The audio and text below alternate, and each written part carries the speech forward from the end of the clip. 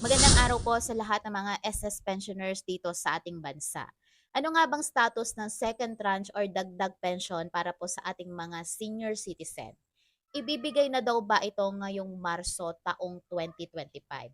So guys, may nagawa na akong separate video tungkol dito pero ngayon, mas lalo pa natin i-discuss itong tungkol sa dagdag pension or second tranche ng dagdag pension increase ng mga SS pensioners. So ito po ang ating pag-usapan ngayon, itong topic na ito. Kung naaalala nyo pa po, noong taong 2017, nag-increase po ang SS.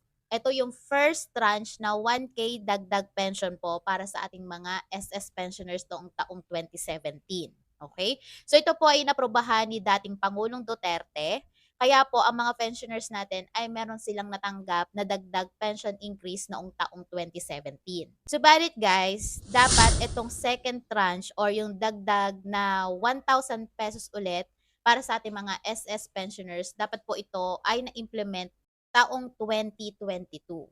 So guys, hindi po ito na-implement noong taong 2022 dahil nasa panahon po tayo ng COVID-19 noon. Kaya po naudlot yung pag-implement ng second tranche po or yung dagdag 1K pension para sa ating mga SS pensioners. So guys, alam naman po natin na ginamit po ng SS ang kanilang pondo para po magbigay ng financial assistance para po sa kanilang mga SS members. Nung panahon po ni dating Pangulong Rodrigo Duterte, dahil sa kagustuhan niya pong mabigay yung second tranche ay kailangan niya pong itaas yung contribution po ng mga SS members na 14% to 15% po ang kailangang itaas para po sa contribution para po sa year na 2025.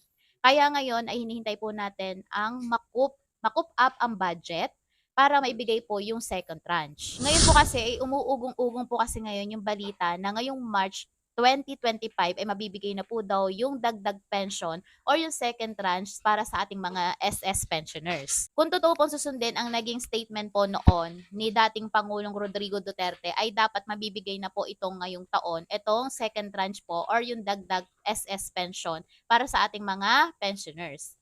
Pero fake news po ito mga ka-pensioners. Kasi bakit po ito fake news? Unang-una, nakaban election po ngayon. Ang nangyayari po ay sigalot ngayon ng ating gobyerno sa isang magiging dahilan para ito ay mas lalo pang madelay. Ang nakalampong pondo na dapat po sa mga SS members or SS benefits po ay nai-transfer po or nagamit po ito sa infrastructure po na project po daw ng gobyerno. So tama po ba ito, 'di ba? Dapat kailangang ibinigay po ito sa mga SS pensioners, hindi po dapat ginamit ng gobyerno sa mga kung ano-anong projects. Paano po ba ito mapapatupad ngayon? Kung bawat taas po ng pondo ng SSS ay gagamitin po ng gobyerno ngayon sa kanilang mga programa or projects, ay mukha po atang malabong maibigay po itong benepisyo na inaantay po ng SS pensioners.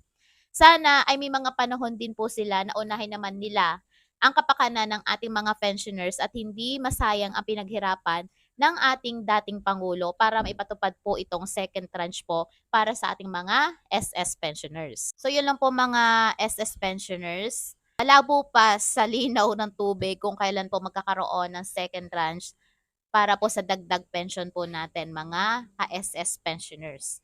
So, sana nakatulong po tong video na to at lagi po tayong manatiling nakatutok dito sa akin channel para po sa mga latest or legit updates po para po sa ating mga second tranche at iba pa pong mga SS benefits. So, yun lang po. Don't forget to subscribe for more updates.